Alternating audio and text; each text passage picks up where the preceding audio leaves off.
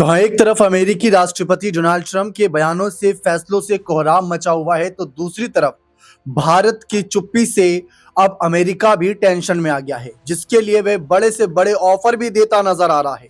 जी हां, हाल ही में अमेरिकी राष्ट्रपति ट्रंप ने यह धमकी दी थी कि अगर भारत रूस से तेल खरीदना बंद नहीं करेगा, कम नहीं करेगा, तो टैरिफ बढ़ा दिया जाएगा। खबरें आपने भी सुनी होंगी कि 500% टैरिफ लगाए जाने तक की खबरें वायरल हो रही थी। उनकी क्या सच्चाई थी, अंदाजा लगा पाना बहुत मुश्किल है। लेकिन इस बीच अब विदेश मंत्री एस जयशंकर को एक फोन आता है, फोन पर बातचीत होती है अमेरिकी विदेश मंत्री रूबियो से, और वहीं दूसरी तरफ अजीत डोभाल का चाइना का एक दौरा होना है। वहां पर प्रधानमंत्री नरेंद्र मोदी की भारत की रणनीतियों से जुड़ी कुछ ऐसी फाइल वो लेकर जाएंगे, जिसके बाद हो सकता है कि अमेरिका की टेंशन और बढ़ जाए, क्योंकि अमेरिका और चाइना के बीच क्या हालात रहे ये सब आप भली भांति जानते हैं। इसलिए भारत की रणनीति जो चुप है, जो मौन है, सवाल उठा रहा है भारत देश का ही विपक्ष कि आखिर मोदी जी क्यों चुप हैं। राहुल गांधी के हालिया पोस्ट ने भी इसी तरफ के इशारे दिए थे। लेकिन दूसरी तरफ भारत की चुप्पी कई देशों को अब चुभने लगी है, और इसी को ध्यान में रखते हुए वह एक से बढ़कर एक ऑफर भी देते नजर आ रही है। क्या बात हुई रूबियो और जयशंकर के बीच? क्यों जा रहे हैं अजीत डोभाल चाइना? कौन सी फाइल लेकर जाएंगे? और क्या यहां पर हाल ही में जो अमेरिकी के नए राजदूत बने हैं सर्जियो गोर, उन्होंने क्या ऑफर दिया और पीएम मोदी और ट्रंप की दोस्ती को लेकर क्या बात रखी, इन मुद्दों पर चर्चा करते हैं अपने खास वरिष्ठ सहयोगी अमन सर से। सर, पहला सवाल यह रहेगा कि ट्रंप की सीधी धमकी थी कि अगर रूस से तेल खरीदना बंद नहीं करा तो टैरिफ बढ़ा दिया जाएगा। इस बीच सर्जियो गोर जो नए राजदूत बनाए जाते हैं वो ट्रंप और मोदी जी की दोस्ती की बात करते हैं, जबकि वेनेजुएला में ट्रंप की धमकियों के बाद जिस तरीके से राष्ट्रपति को उठा लिया गया और वहां के हालात बदल दिए गए, वही यहां पर कहा जा रहा था कि भारत में भी कुछ ऐसे संकेत मिल रहे हैं। जबकि अब अमेरिका की कह सकते भाषा बिल्कुल बदल गई है।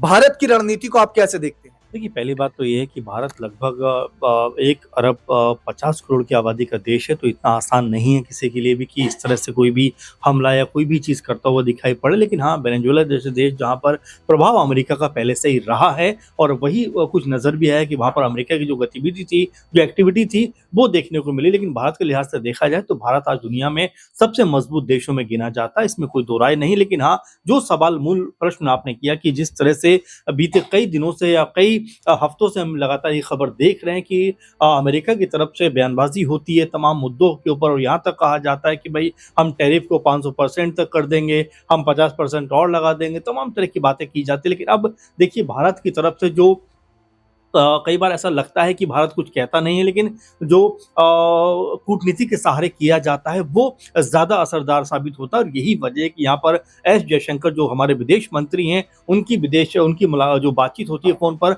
अमेरिकी विदेश मंत्री से होती है, जिनका नाम मार्को रूबियो है, और उनसे तमाम मुद्दों के ऊपर बातचीत होती है। कई मसलों के ऊपर बात यहाँ पर दिखाई पड़ती है, क्योंकि भारत और अमेरिका के बीच में अगर हम व्यापार की ही बात करें तो दोनों देश ये तय कर चुके हैं कि भाई 2030 तक तकरीबन 500 अरब डॉलर का हमारे बीच में बिजनेस होना चाहिए। तो इसमें कोई दो राय की बात नहीं दीपक, कि भले ही कह सकते हैं कि कई सोर्स के जरिए बातें निकल के सामने आती हो कि क्या भारत दबाव में कहीं ना कहीं आ रहा है, तो वो बात कहीं भी इन तथ्यों के आधार पर जो नजर नहीं आती कि भारत कहीं भी दबाव में, बल्कि भारत जो है मजबूती के साथ में अपना जो भी पक्ष है वो रखता हुआ नजर आता है। और देखिए, इस समय दुनिया अगर दो भागों में देखा जाए तो एक तरफ ऐसा लगता है कि अमेरिकी प्रभाव ज्यादा नजर आता है, एक तरफ ऐसा लगता है कि जो रशिया का प्रभाव है वो दिखाई पड़ता है। लेकिन भारत एक ऐसा देश है जो हर किसी के साथ में तालमेल बनाकर चलता है, तालमेल बैठाकर चलता है। इसीलिए पीएम मोदी ने बीते समय कहा भी था कि इस समय देश को, दुनिया को युद्ध की नहीं बल्कि बुद्ध की जरूरत है। और इसी तर्ज पर कहीं ना कहीं अब अंतर्राष्ट्रीय स्तर पर हम देखें तो अमेरिका भी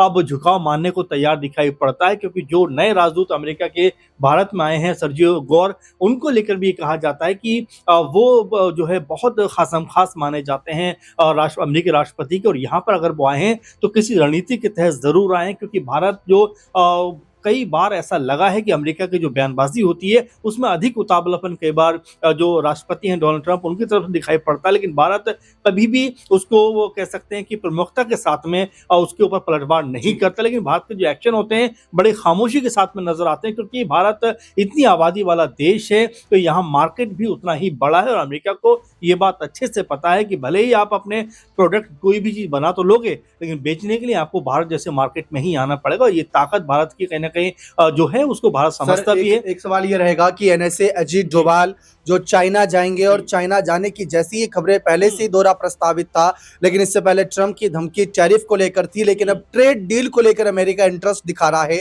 जबकि इसमें अजीत डोभाल के इस दौरे को आप कितना इंपॉर्टेंट मानते हैं, क्योंकि तभी सर्जियो गौर का बयान सामने आना, विदेश मंत्री अमेरिकी रूबियो से बातचीत होना है जयशंकर की, और 500 अरब डॉलर की यहाँ पर आयात निर्यात की बात करना, इसको कैसे देखते हैं? देखिए, पहली बात तो ये है कि अमेरिका के साथ में भारत के जो ताल्लुकात हैं, बहुत पुराने ताल्लुकात हैं, मजबूत ताल्लुकात हैं। लेकिन बीते दिनों जिस तरह की गतिविधि दिखाई पड़ी, उसको लेकर एक वर्ग ये भी कहता हुआ दिखाई पड़ा कि क्या हमें अपने पड़ोसी मुल्क चाइना के साथ में ज़्यादा बेहतर संबंध नहीं स्थापित करने चाहिए? और उसी की तर्ज पर देखा जाए तो कई दफ़ा इस दौर की बातचीत हो चुकी है, और अब एक बार फिर जब अजीत डोभाल अगर मान लीजिए चाइना जाते हैं और तमाम उनके पास में इस बात को लेकर ज़रूर कह सकते हैं कि तथ्य भी हैं, तमाम दस्तावेज भी हैं, तमाम बातचीत के लिए कह सकते हैं कि ऐसे सवाल भी हैं जो रखने ज़रूरी हो जाते हैं, चाहे सीमा को लेकर बात हो कि बॉर्डर पे किस तरह से आपस में तालमेल बेहतर किया जाए। ये भी कहा जाता है कि हम जो चाइना है वो लगातार अपना प्रभाव जो अरुणाचल प्रदेश है उसके अलावा और भी जो तमाम जगह वहाँ पर अपना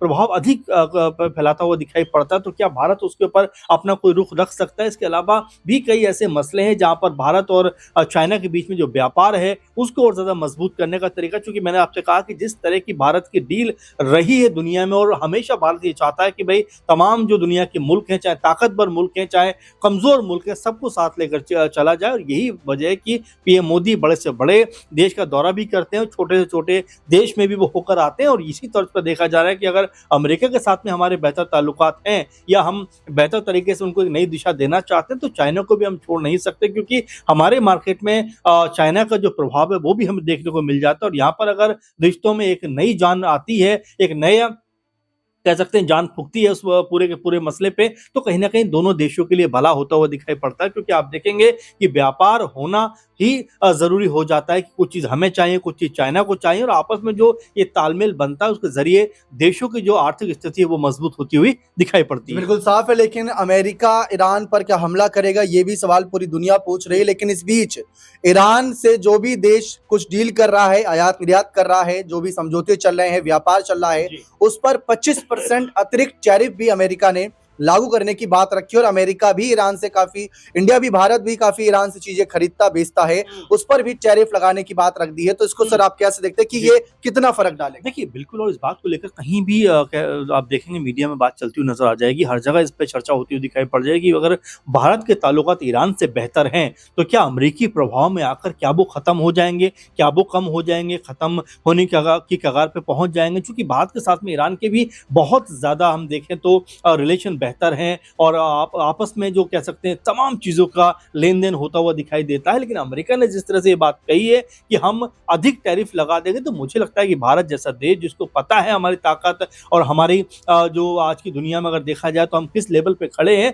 तो मुझे नहीं लगता कि अमेरिका के कहने मात्र से भारत इस तरह से अपने ताल्लुकात या संबंध खत्म कर देगा। आज भी देखिए रशिया के साथ में भारत बाकायदा जो ट्रेड डील है वो करता हुआ नजर आता है, तमाम व्यापार संबंध हमारे मजबूत हैं। तो सिर्फ अमेरिका का कहने का मतलब ये नहीं है कि भारत उसी राह पर चलता हुआ दिखाई पड़ेगा, क्योंकि हर देश अपने हिसाब से बातें कहता हुआ और करता हुआ दिखाई पड़ता है। लेकिन आज देखिए भारत की जो ताकत है वो दुनिया को पता है कि भारत अगर खामोश है, इसका मतलब ये नहीं है कि हम कुछ भी उससे करवा लेंगे, क्योंकि भारत ने दिखा दिया कि रूस के साथ में भी हमारे तालमेल बेहतर रहेंगे तो अमेरिका के साथ में भी रहेंगे, तो चाइना को भी हम साथ लेकर चलेंगे, और ईरान के साथ में हमारे ताल्लुकात बेहतर हैं तो हम बेहतर बनाकर उनको आने वाले समय में भी रखेंगे। बिल्कुल साफ है, जर्मनी के चांसलर को हाल ही में जिस तरीके से भारत में इनवाइट किया गया, फिर उसके बाद कई फैसले लिए, वो पूरी दुनिया ने देखे।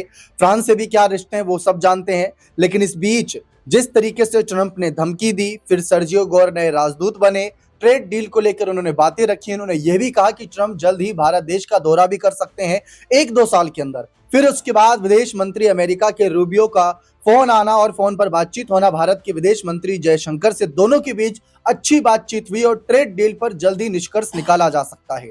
तो ये सारी बातचीत एक कह सकते हैं अब पॉजिटिव पॉइंट की ओर जा रही है, जो कि ट्रंप की धमकियों के बाद बिल्कुल ही अलग नजारा है। क्या ये इसलिए हो रहा है कि एनएसए अजीत डोभाल चाइना जा रहे हैं? उनके दौरे से पहले जो कुछ भी अमेरिका ये कूटनीति चल रहा है, जो भी चाल चल रहा है, ताकि भारत को अपनी गिरफ्त से ना जाने दे, क्योंकि वो जानता है कि अमेरिका जानता है कि भारत उसके लिए चाइना के खिलाफ कितना जरूरी देश बन जाता है। देखते हैं आगे क्या कुछ फैसले लिए जाते हैं ट्रेड डील को लेकर। बने रहें चैनल के साथ, बहुत बहुत शुक्रिया।